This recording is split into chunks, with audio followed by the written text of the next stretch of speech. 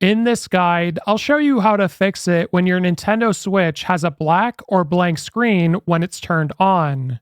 So, the first thing you want to do is remove your Switch if it's currently in the dock.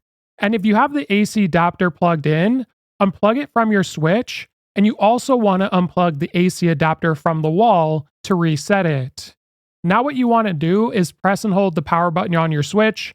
Even if you have a black or blank screen, it should turn off after about 15 to 20 seconds. And once it's fully turned off, what you want to do is plug your AC adapter back into the wall and back into your Switch. And once you've done that, go ahead and press the power button to see if it turns on.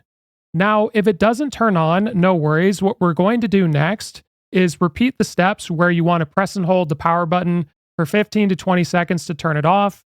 And you also want to unplug the AC adapter from your Switch and the wall again.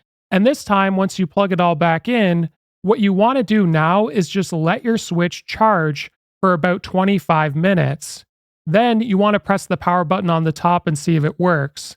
And if it does, you want to go to System Settings in the bottom right corner, and then scroll down to System at the bottom, and you want to update your system to the latest version. And if it's still not working at this point, your console might need repairs. If this video was helpful, like and subscribe, and we'll see you in the next one.